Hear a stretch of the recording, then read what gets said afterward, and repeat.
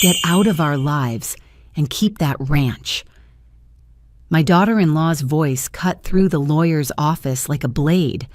I sat there clutching the strap of my worn purse, and for the first time in 68 years, I truly felt invisible. My name is Elaine Carter, a widow of 3 days still wearing the black dress I buried my husband Harold in. Across the table, my only son Daniel wouldn't look at me. The boy I raised through night shifts and unpaid bills stared at his folded hands as if they belonged to a stranger. His wife Vanessa polished and triumphant leaned back with that smug smile that told me I was nothing but an inconvenience. In that moment, with the scent of leather books and dust pressing against me, I realized my husband's death wasn't the hardest blow. It was being told I no longer had a place in my own family. The silence in the lawyer's office stretched until it felt like the walls were closing in. Mr. Henderson cleared his throat and went back to reading the will in his practiced monotone, but I barely heard the words. All I could think about was how fast the ground had shifted beneath me. 3 days ago, I was a wife and a mother. Now I was a widow and something less than a mother, at least in Daniel's eyes. Vanessa crossed one leg over the other, her high heel dangling in the air as if she owned the place. "Let's not drag this out," she said with a dramatic sigh. "Elaine will take that dusty ranch and will handle the real assets. It makes sense for everyone." I wanted Daniel to speak. I wanted him to lift his head and remind his wife that family means more than convenience, that I deserved more than to be cast aside like an old piece of furniture. Instead, he shifted in his chair and muttered, "Maybe it's for the best, Mom. You and Vanessa never really got along. Never got along." The words stung worse than anything Vanessa had said, as if this were some silly feud between two women, not a deliberate effort to push me out of my son's life. I pressed my lips together and held tight to the strap of my purse. I'd once worked double shifts at the diner so Daniel could have braces, so he could go on school trips, so he could dream bigger than I ever could. Now he couldn't even defend me against his wife's contempt. When Mr. Henderson finished, he gathered the papers in a neat stack and avoided my eyes. He had seen this scene play out too many times, families crumbling in the face of money. Vanessa rose first, smoothing her expensive skirt. She leaned close enough for me to smell her perfume, sharp and floral.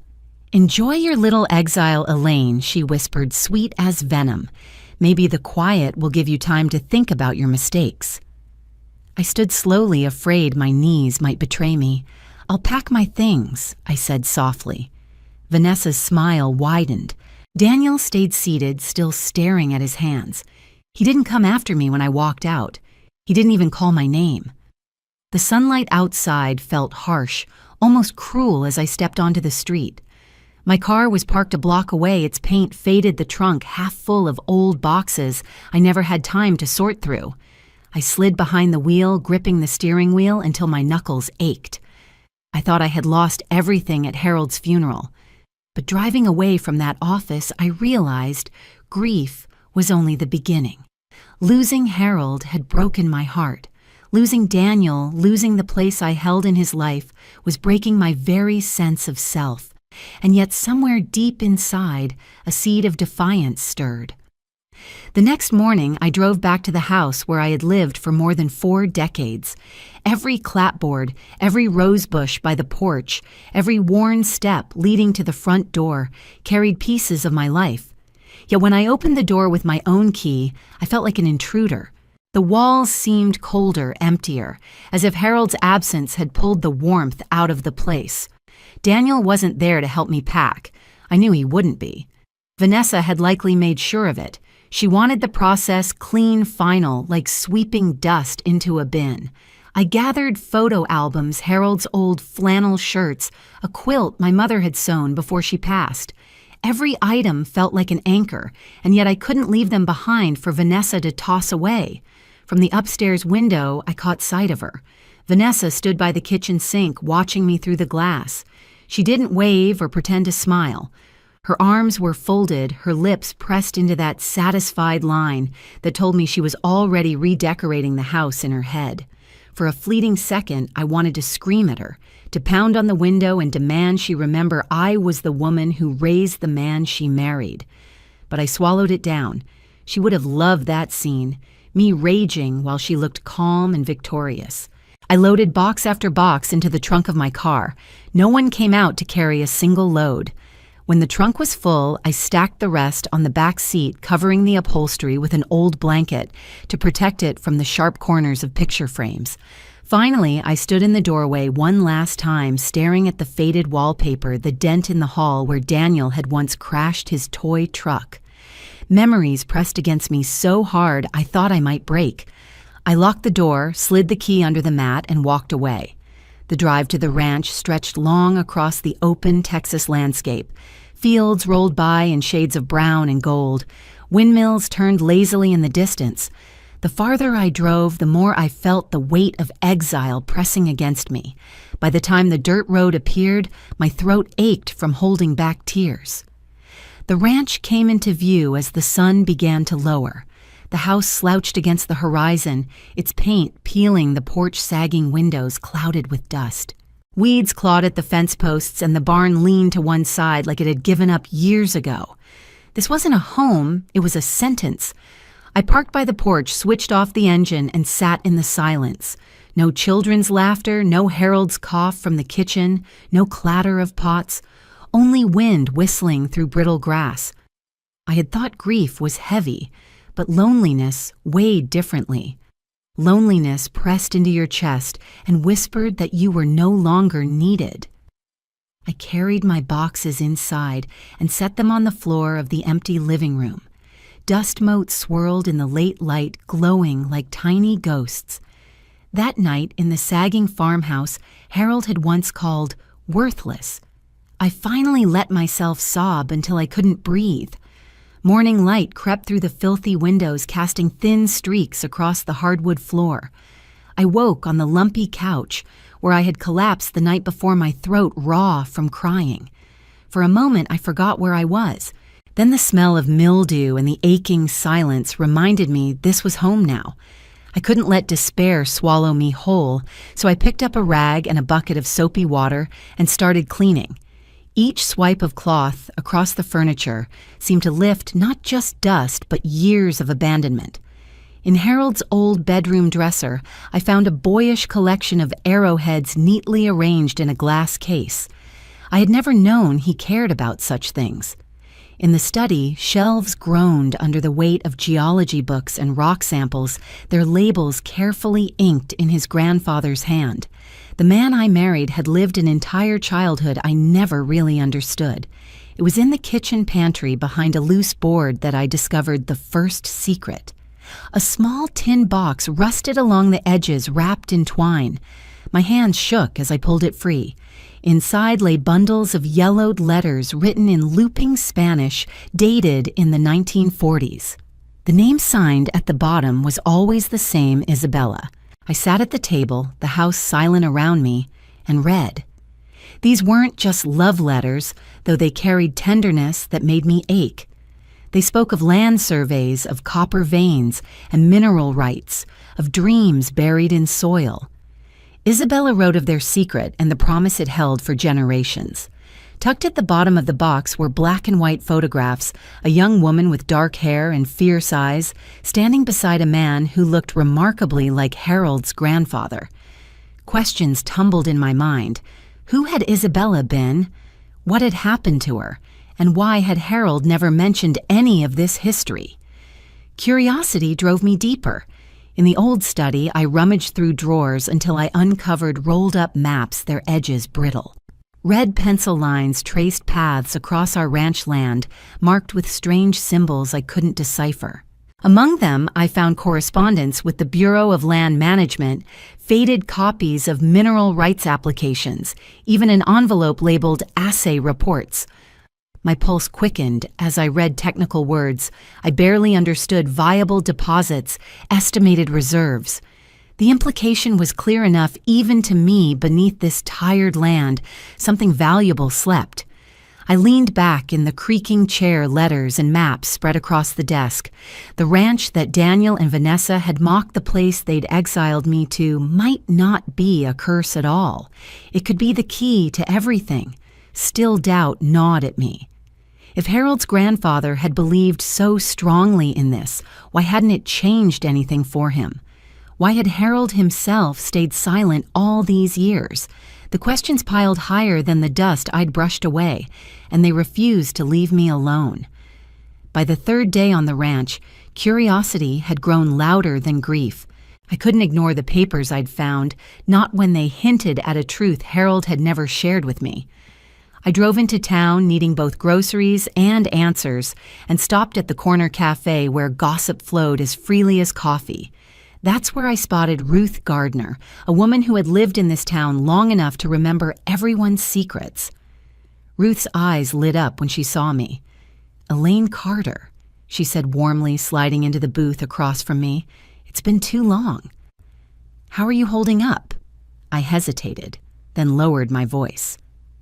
"Ruth, do you remember anything about Harold's grandfather and this ranch? I found some letters and maps, something about mining."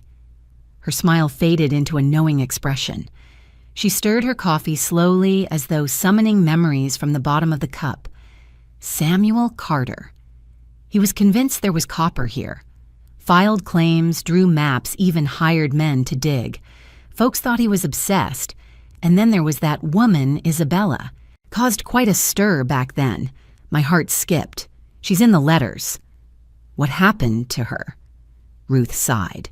She died young in childbirth. Samuel never recovered. He kept to himself, working this land like it owed him something. When he passed, the ranch went to Harold's father, but by then people had forgotten all about copper. Everyone just thought the Carters were chasing ghosts. The clink of her spoon against porcelain felt like a punctuation mark. My hands trembled around my cup. Samuel hadn't been chasing ghosts. He'd been chasing a fortune, and Harold must have known. Back at the ranch, I couldn't stop thinking about Ruth's words. That evening, I returned to the study and dug deeper. Behind a false panel in the closet, wrapped in oilcloth, I found another envelope. Inside were updated surveys from the 1970s, far more detailed than anything else. They confirmed substantial mineral deposits written in stark, technical language that made my chest tighten with disbelief. At the bottom lay a more recent document dated less than a year ago. It was a letter from a mining company, Western Minerals, Inc., offering to lease the mineral rights for a staggering sum. Harold had received it just months before his final hospital stay, and he never said a word to me. But tucked beneath that offer was what stopped me cold, a handwritten note in Harold's unmistakable scrawl. "Elaine deserves better than what I gave her. This is her chance. Don't let Vanessa ruin everything." I sank to the floor papers, trembling in my hands. Harold had known. He had kept the secret not from me, but for me. And now it was in my hands. For the first time since he died, I didn't just feel grief. I felt power. The number on the letterhead for Western Minerals burned in my mind for days. I kept the paper folded in my apron pocket as if it were a lifeline, but I didn't dare call until one morning when the silence of the ranch felt heavier than usual. I set the paper on the kitchen table, dialed the number with a shaking hand, and listened as the line clicked. Western Minerals. "This is Claire speaking." My throat felt dry, but I forced myself to answer. "This is Elaine Carter. I believe you made an offer to my late husband about our property." Her tone sharpened with interest. "Mrs. Carter, yes. We've been hoping to hear from you. The copper seam under your land is considered significant. We would very much like to resume discussions." Within a week, 2 representatives arrived in a white pickup that looked too new for the dusty road. The older man introduced himself as Frank Torres, the younger woman as Sarah Lynn. They shook my hand with a respect I hadn't felt in months. Frank's grip was firm, steady, the kind of handshake that said he meant what he promised. We walked the property together. Frank pointed to ridges in the soil, subtle changes in color, and spoke about ore veins lying deep underground. Sarah tapped at a tablet, showing me maps overlaid with bright lines and figures that dazzled me. "It's what we call a high-grade deposit," she explained, her voice calm but enthusiastic. "This isn't speculation. The yield is measurable and extremely valuable." When they finally sat me down at the kitchen table, Frank laid out numbers I could hardly fathom.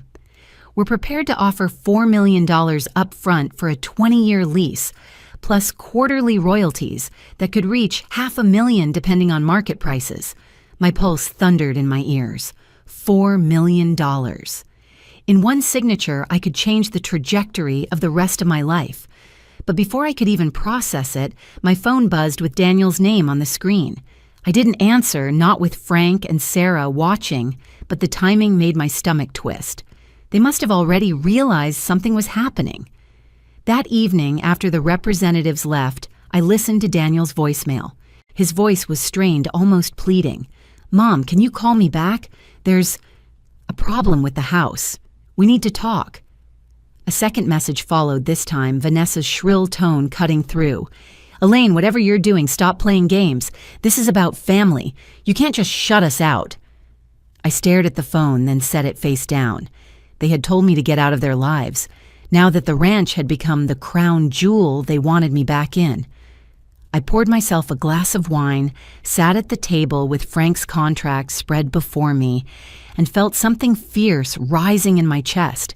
For the first time, I wasn't begging for a seat at the table. I owned the table. The calls didn't stop. By the end of the week, my phone showed more missed numbers from Daniel than I could count. I let them pile up unanswered until one night exhaustion overcame caution.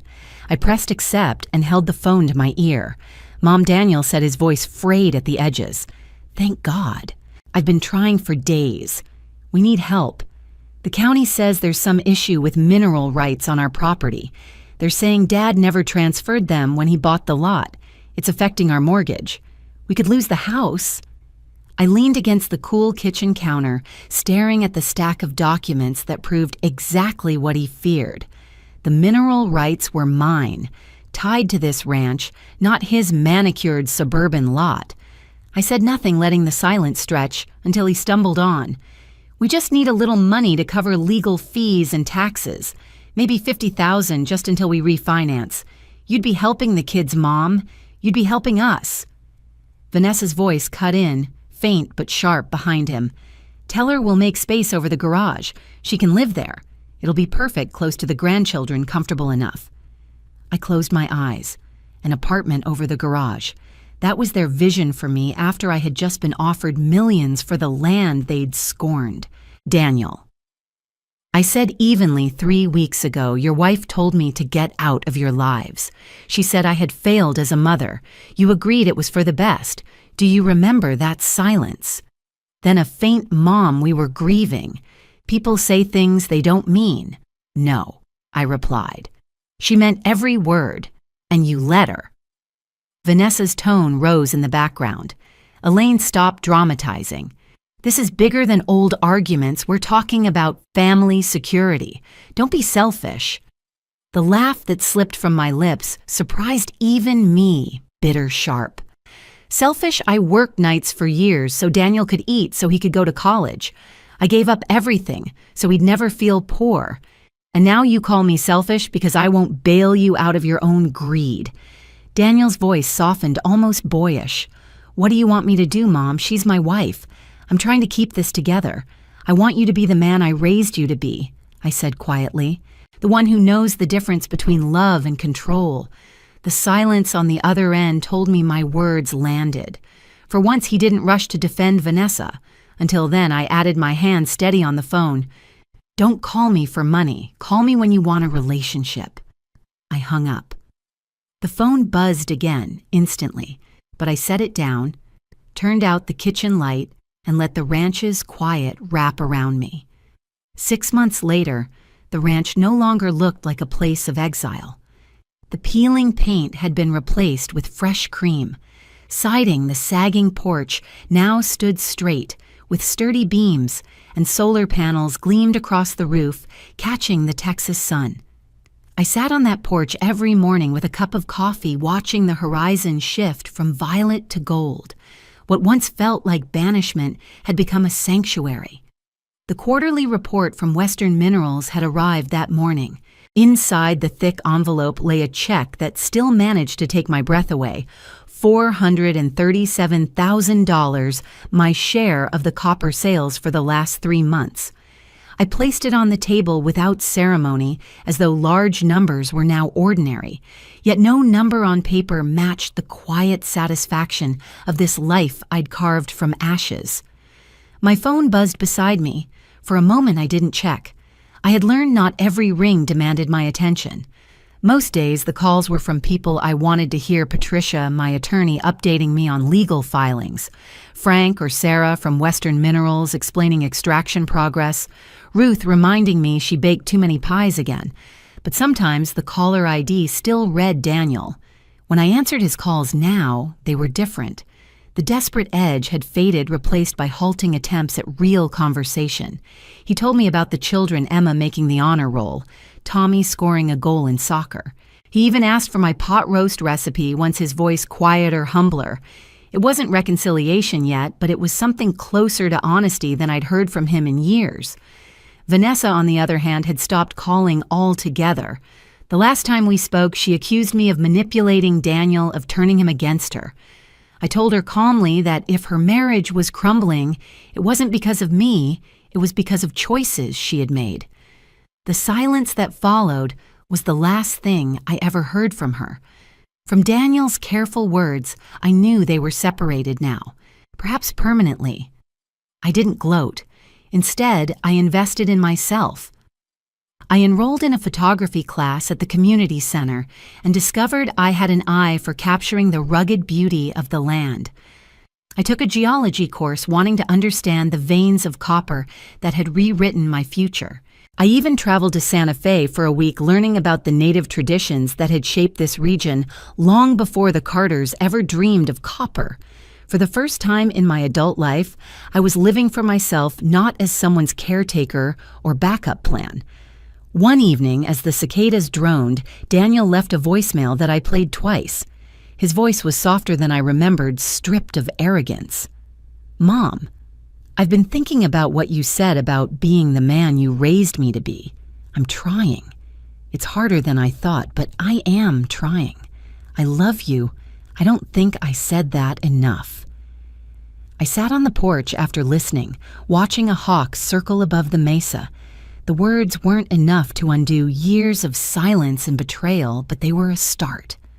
When I called him back, I asked about the kids, and for 20 minutes we talked about Emma's science projects and Tommy's crooked smile. He mentioned that the children missed me, asked if they might come visit the ranch. "Yes," I said, surprising myself with the ease of the answer.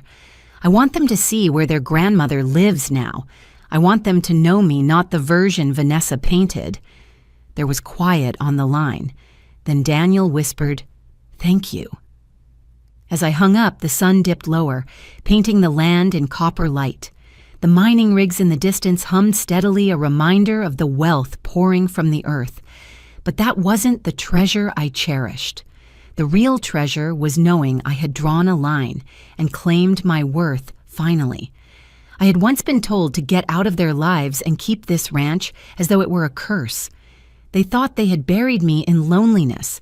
Instead, they planted me in the richest soil of my life. I sipped the last of my coffee, the evening settling soft around me, and smiled. Revenge hadn't come in shouting matches or dramatic scenes. It had come quietly in checks, signed to my name in a house, filled with laughter, waiting to return in the peace of knowing I had built something untouchable. And that I realized was the sweetest justice of all.